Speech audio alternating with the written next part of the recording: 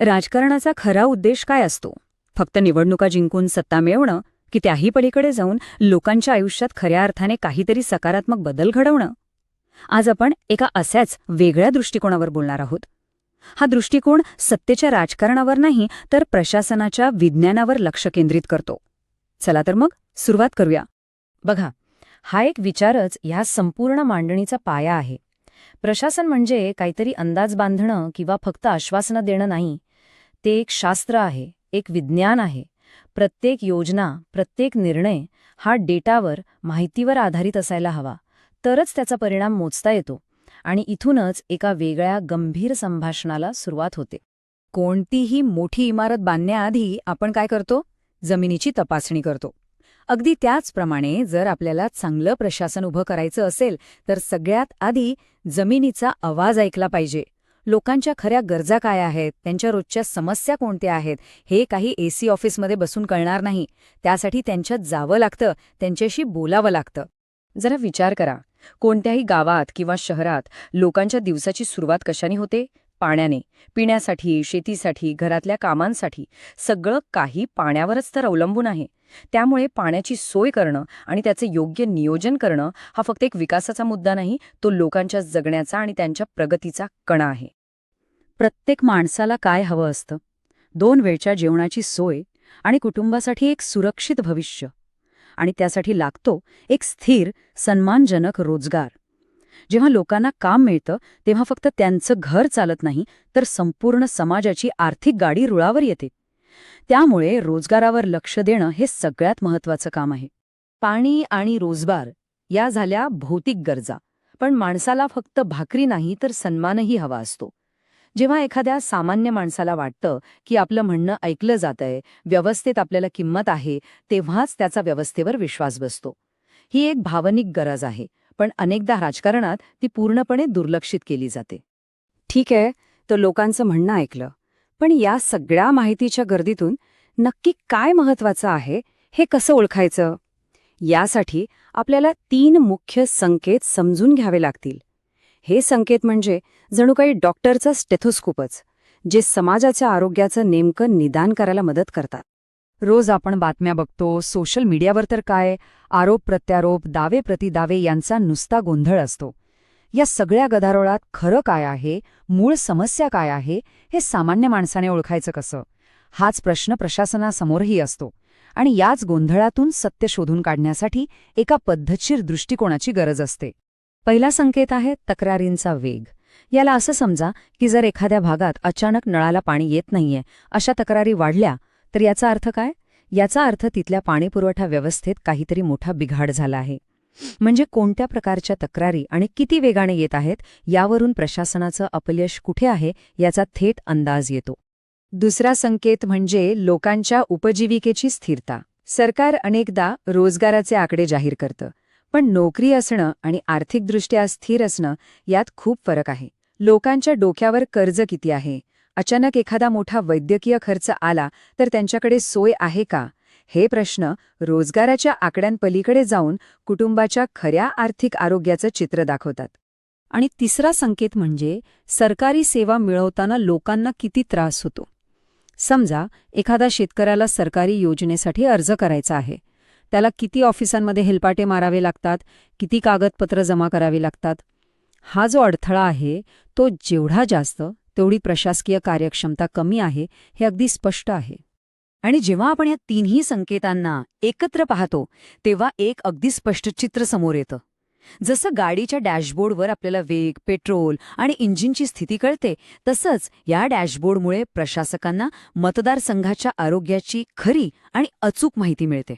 मग निर्णय अंदाजावर नाही तर ठोस माहितीच्या आधारावर घेता येतात. आणि इथेच आपण राजकारणाकडे बघण्याचा एक महत्त्वाचा दृष्टिकोन बदलतो. पारंपरिक राजकारणात काय होतं? एकमेकांवर आरोप प्रत्यारोप केले जातात, पण खरं तर समस्येचं मूळ हे एखाद्या व्यक्तीमध्ये नसतं, ते सदोष प्रणालीमध्ये म्हणजे सिस्टममध्ये असतं. त्यामुळे राजकीय विरोधकांवर हल्ला करण्याऐवजी ती सदोष सिस्टम दुरुस्त करण्यावर लक्ष केंद्रित करणं जास्त महत्त्वाचं आणि परिणामकारक ठरतं. या 2 पद्धतींमधला फरक खूप मोठा आहे. बघा, एकीकडे आहे जुनं राजकारण, जे फक्त तात्पुरती मलमपट्टी करतं आणि संकट आल्यावर प्रतिक्रिया देतं.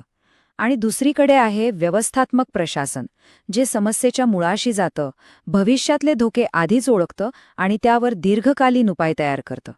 एक आहे रिॲक्टिव्ह तर दुसरा आहे प्रोॲक्टिव्ह. आणि हा जो विचार आहे ना की व्यक्तींवर नाही तर प्रणालीवर लक्ष केंद्रित करायचं, तो आपल्या घटनात्मक मूल्यांशी थेट जोडलेला आहे. आपली घटना आपल्याला आठवण करून देते की सार्वजनिक चर्चा ही माहितीपूर्ण आणि जबाबदार असली पाहिजे, जेणेकरून कोणत्याही नागरिकाच्या सन्मानाला धक्का लागणार नाही. जेव्हा आपण व्यक्तींवर चिखलफेक करण्याऐवजी प्रणाली सुधारण्यावर बोलतो, तेव्हा आपण याच मूल्याचं पालन करत असतो. तर मग समस्या समजून घेतली, तिचं निदानही केलं, पण आता त्यावर उपाय काय? इथेच या जाहीरनाम्याचा खरा गाभा येतो. प्रशासनासाठी एक स्पष्ट, कृतिशील आराखडा. यात सार्वजनिक विश्वास परत मिळवण्यासाठीचे 5 महत्वाचे स्तंभ सांगितले आहेत. हे 5 स्तंभ म्हणजे फक्त 5 मुद्दे नाहीत, तर हे एका चांगल्या प्रशासनाचे मजबूत आधार आहेत. शाश्वत रोजगार, भविष्यवेधी पायाभूत सुविधा, कल्याणकारी योजनांची खात्रीशीर अंमलबजावणी, तक्रार निवारणाची हमी आणि या सर्वांतून निर्माण होणारा प्रणालीवरचा विश्वास. हे सर्व एकमेकांशी जोडलेले आहेत. चला, प्रत्येक स्तंभाला जरा जवळून पाहूया. पहिला आणि सर्वात महत्वाचा स्तंभ, शाश्वत रोजगार. अनेकदा निवडणुकांच्या तोंडावर तात्पुरत्या योजना जाहीर केल्या जातात, पण त्याने दीर्घकालीन फायदा होत नाही. खरा विकास तेव्हाच होतो जेव्हा आपण स्थानिक पातळीवर अशी एक अर्थव्यवस्था उभी करतो जिथे लोकांना वर्षानुवर्षे टिकणारा सन्मानजनक रोजगार मिळू शकेल. दुसरा स्तंभ आहे भविष्यवेधी पायाभूत सुविधा. म्हणजे काय? तर आज रस्ता बांधताना फक्त आजची गरज नाही, तर पुढच्या 20 वर्षात वाढणाऱ्या वाहतुकीचा विचार करायला हवा. आज पाण्याची योजना आखताना वाढणारी लोकसंख्या आणि हवामानातील बदल या दोन्ही गोष्टी लक्षात घ्यायला हव्यात. यालाच म्हणतात फ्युचर रेडी इन्फ्रास्ट्रक्चर. तिसरा स्तंभ आहे कल्याणकारी योजनांचं सत्यापन. सरकार हजारो कोटी रुपये खर्चून योजना बनवतं, पण तो पैसा, ती मदत खरंच योग्य व्यक्तीपर्यंत पोहोचते का? अनेकदा भ्रष्टाचार किंवा दीर्घाईमुळे गरजू लोक वंचित राहतात. त्यामुळे योजनेच्या शेवटच्या टप्प्यात पारदर्शकता आणि जबाबदारी निश्चित करणं अत्यंत गरजेचं आहे. चौथा स्तंभ म्हणजे तक्रार निवारणाची हमी. तुमची तक्रार फक्त ऐकली जाईल एवढंच नाही, तर ती एका ठराविक वेळेत सोडवली जाईल याची खात्री. याला सर्व्हिस लेव्हल ॲग्रीमेंट किंवा SLA म्हणतात. याचाच अर्थ नागरिकांना सेवा मिळणं हा त्यांचा हक्क आहे, कोणाची मेहरबानी नाही. आणि पाचवा शेवटचा स्तंभ, जो ह्या सगळ्याचा अंतिम परिणाम आहे, तो म्हणजे प्रणालीवरचा विश्वास. जेव्हा लोकांना खात्री असते की त्यांना रोजगार मिळेल, चांगल्या सुविधा मिळतील, सरकारी मदत वेळेवर पोचेल आणि त्यांच्या तक्रारी ऐकल्या जातील, तेव्हाच त्यांचा संपूर्ण व्यवस्थेवर खरा विश्वास बसतो. आणि हा विश्वासच लोकशाहीचा खरा पाया आहे. तर आपण आता समारोपाकडे आलो आहोत. ही संपूर्ण पद्धत, हा संपूर्ण आराखडा आपल्याला एका निवडीसमोर आणून ठेवतो. ही निवड आहे तात्पुरती राजकीय सत्ता मिळवण्याची आणि लोकांच्या जीवनात सकारात्मक बदल घडवून एक चिरस्थायी वारसा निर्माण करण्याची. हा विश्वासाचा मार्ग आहे, जो थोडा कठीण असला तरी शाश्वत आहे. आणि आजच्या डिजिटल जगात विश्वास मिळवण्याचा आणखी एक महत्त्वाचा पैलू आहे, तो म्हणजे नागरिकांच्या डेटाचा, त्यांच्या माहितीचा सन्मान करणं. भारताचा DPDP कायदा आपल्याला हेच सांगतो की सार्वजनिक विश्वास मिळवण्यासाठी लोकांच्या माहितीचा आदर करणं आणि त्यांच्या स्पष्ट संमतीशिवाय तिचा वापर न करणं हे बंधनकारक आहे. तंत्रज्ञान आणि विश्वास हातात हात घालूनच चालले पाहिजेत. आणि शेवटी प्रश्न हाच उरतो, तुम्ही कोणता वारसा मागे सोडून जाणं पसंत कराल? तात्पुरत्या विजयाचा की लोकांच्या मनातल्या चिरस्थायी विश्वासाचा?